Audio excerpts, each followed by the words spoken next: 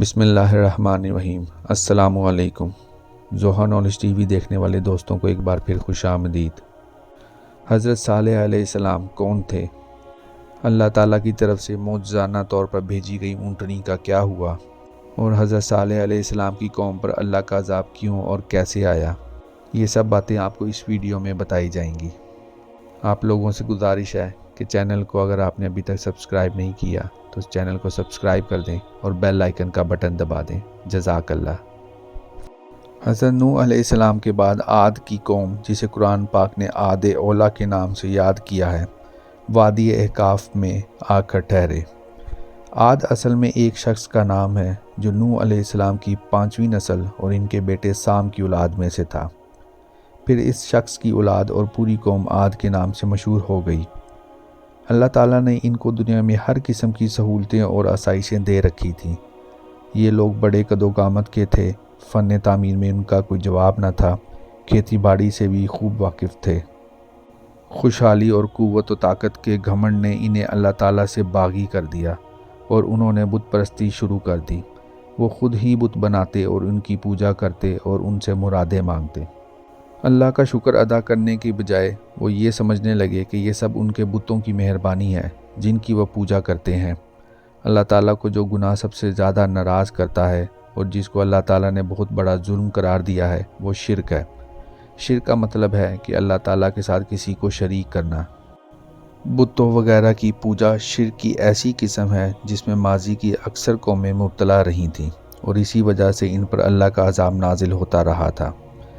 وہ قوم بھی شرک اور تکبر میں اس قدر آگے نکل گئی کہ اس نے اپنے آباء و اجداد کا سنایا ہوا طوفان نوح علیہ السلام کا واقعہ بھی بھلا دیا۔ وہ یہ بھی بھول گئی کہ اللہ تعالیٰ نے حضرت نوح علیہ السلام کی قوم کو کیوں ہلاک کیا تھا۔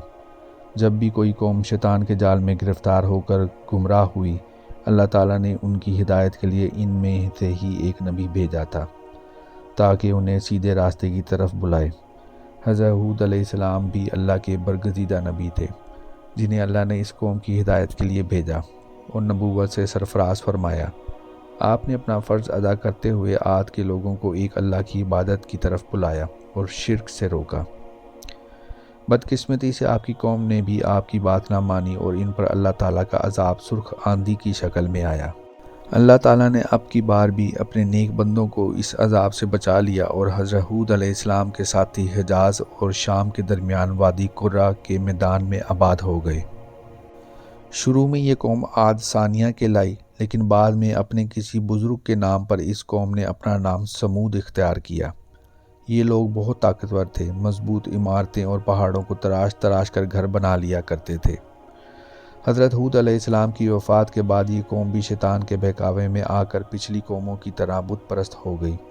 جب ان کا کفر حد سے بڑھ گیا تو اللہ تعالیٰ نے اپنی سنت کے مطابق قوم سمود میں ہی سے حضرت صالح علیہ السلام کو نبوت کا شرف دے کر ان میں بھیجا تاکہ وہ ان مشرک لوگوں کو پچھلی قوموں کے انجام کی داستانیں سنا کر ان کو بتائیں کہ ان کے خوفناک انجام کو دیکھو اور اپنی سرکشی سے باز آؤ۔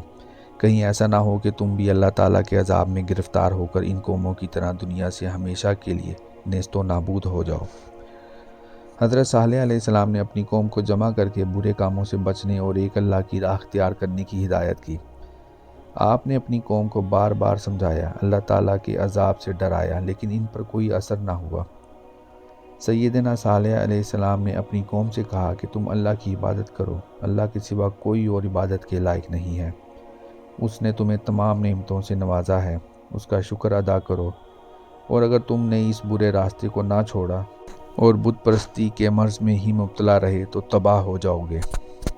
سرکش قوم نے حضرت صالح علیہ السلام کو جواب دیا، اے صالح، تم پر جادو ہو گیا ہے جو تم اس طرح کی بہکی باتیں کر رہے ہو۔ تمہارا ذہنی توازن درست نہیں ہے، اس وجہ سے تم عجیب و غریب باتیں کر رہے ہو۔ قوم کے اکثر افراد تو یہاں تک کہتے کہ یہ تو ہماری طرح کا انسان ہے، ہماری طرح کھاتا پیتا ہے، ہماری طرح زندگی کے اور کام کرتا ہے، یہ کیسے نبی ہو سکتا ہے؟ انہیں سب سے بڑا تعجب یہ تھا کہ ہم میں سے ہی ایک شخص کیسے نبی بن گیا اور اس پر اللہ کا پیغام نازل ہونے لگا۔ اگر ایسا ہی ہونا تھا تو کیا ہم اس کے اہل نہ تھے؟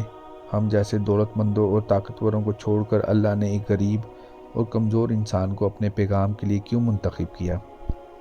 ایک دن قوم کے رئیسوں نے کفر کا اعلان کرتے ہوئے آپ سے کہا، اے صالح، ہماری قوت، شوکت، دولت کی فراوانی، کھیتوں کی سرسبزی، عالی شان مکانات، غرض یہ کہ دنیا جہاں کے عیش و آرام جو ہمیں حاصل ہیں تیرے ہی اللہ کی طرف سے ہیں، تو پھر وہ لوگ کیوں غریب اور نادر ہیں جو تیرے اللہ کو ایک مانتے ہیں؟ اس کا تو مطلب یہ ہے کہ وہ ٹھیک راستے پر نہیں، اور یہ ہمارے ہی خداؤں کی تو کرم فرمائیاں ہیں۔ حضرت صالح علیہ السلام نے ان سے فرمایا کہ اس عقل و دولت اور شان و شوکت پر ہرگز غرور نہ کرو، ایسی چیزیں پل بھر میں فنا ہو جایا کرتی ہیں۔ ان سب کی مخالفت اور تکالیف کے باوجود حضرت صالح علیہ السلام تبلیغ کا فریضہ انجام دیتے رہے، اور کافی عرصے کی جد و جہد کے بعد کچھ لوگ آپ پر ایمان لے آئے، لیکن قوم سمود کی اکثریت اب بھی آپ کا مذاق اڑایا کرتی تھی۔ آخر قوم کے لوگوں نے ایک فیصلہ کیا، حضرت صالح علیہ السلام کی آزمائش کی جانی چاہیے تاکہ پتہ چل جائے کہ وہ واقعی اللہ کے نبی ہیں یا پھر ہمارے ساتھ مذاق کر رہے ہیں۔ در حقیقت یہ شیطان تھا جس نے ان کے دلوں میں یہ بات ڈالی تھی، ورنہ اللہ کے نبی کے بارے میں ایسا سوچنا بھی بہت بڑا گناہ ہے۔ آخر ایک دن سب لوگ حضرت صالح علیہ السلام کے گرد جمع ہو گئے اور کہنے لگے، ہم تو تمہیں اپنی ہی طرح کا آدمی سمجھتے ہیں، اگر تم واقعی اللہ تعالیٰ کے نبی ہو تو کوئی معجزہ دکھاؤ۔ حضرت صالح علیہ السلام نے کہا کہ دیکھو، میں جانتا ہوں کہ تم معجزہ دیکھ کر بھی ایمان نہیں لاؤ گے، اور اللہ سبحانہ و تعالیٰ کی سنت یہ ہے کہ جب کوئی قوم معجزہ دیکھنے کے باوجود ایمان نہیں لاتی تو اللہ سبحانہ و تعالیٰ اس پر اپنا عذاب نازل کرتا ہے۔ قوم کے سردار کہنے لگے، اے صالح، تم معجزہ تو دکھاؤ، ہم تم پر ضرور ایمان لائیں گے۔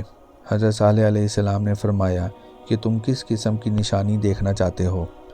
قوم کے سرداروں نے کچھ دیر سوچا، آپس میں مشورہ کیا اور طے کیا کہ ایسے سخت مطالبہ کیا جائے جسے صالح علیہ السلام پورا نہ کر سکیں۔ وہ سب آپس میں مشورے کے بعد بولے، اے صالح، کیا آپ کا رب ہر شے پر قادر ہے؟ سیدنا صالح علیہ السلام نے فرمایا، ہاں بے شک۔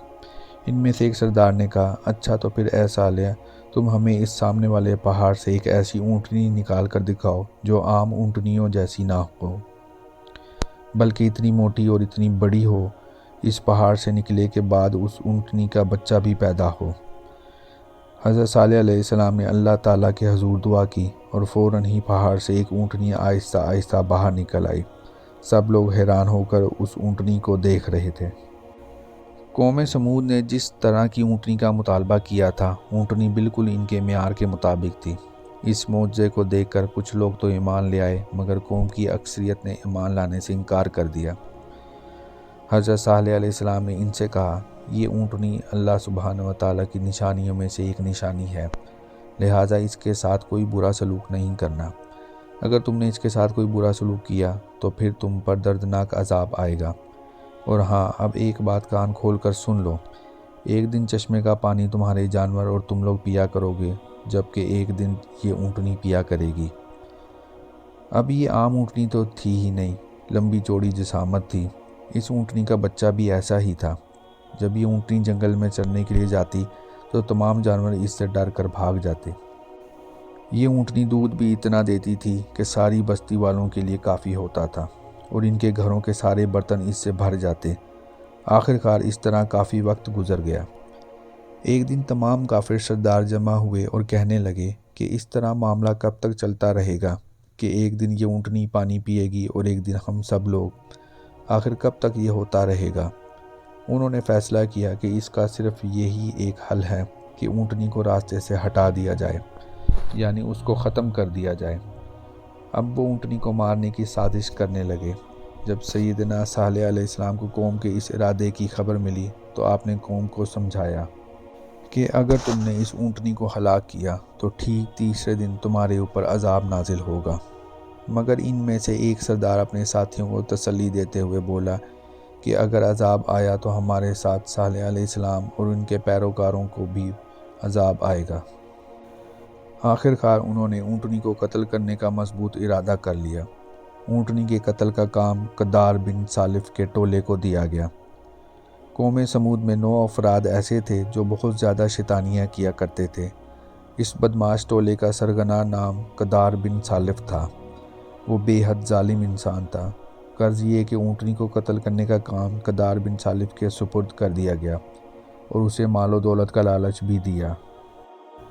ایک دن بدماشوں کا یہ ٹولہ اونٹنی کے راستے میں گھات لگا کر بیٹھ گیا کہ جیسے ہی اونٹنی پانی پی کر پلٹے گی تو ہم اس کو وہیں چراگاہ میں مار ڈالیں گے۔ جیسے ہی اونٹنی پانی پی کر واپس پلٹی تو ان میں سے ایک نے اس کی پنڈلی کا نشانہ لے کر اس پر تیر مارا۔ تیر اس کی پنڈلی سے آر پار ہو گیا۔ اونٹنی نیچے گر کر تڑپنے لگی۔ اب قدار بن سالف نے تلوار سے اس کے اگلے دونوں پاؤں کاٹ ڈالے۔ اس کے بعد ان تمام بدماشوں نے اس اونٹنی پر حملہ کر دیا اور اس اونٹنی کو تلوار سے ٹکڑے ٹکڑے کر دیا۔ اونٹنی کے ساتھ اس کا بچہ بھی تھا۔ وہ فوراً ہی پہاڑ پر چڑھا اور دردناک انداز میں 3 بار چیخا اور اس کے بعد پہاڑ میں غائب ہو گیا۔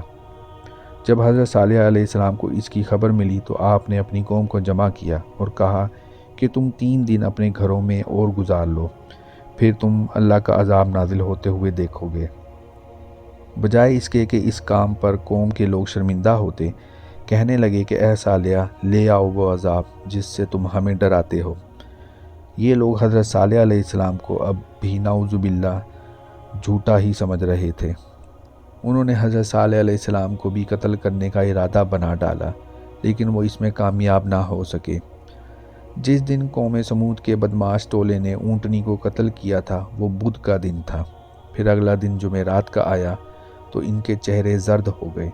جب جمعے کی صبح ہوئی تو ان کے چہرے سرخ ہو گئے۔ تیسرے دن ان سب کافروں کے چہرے سیاہ ہو گئے۔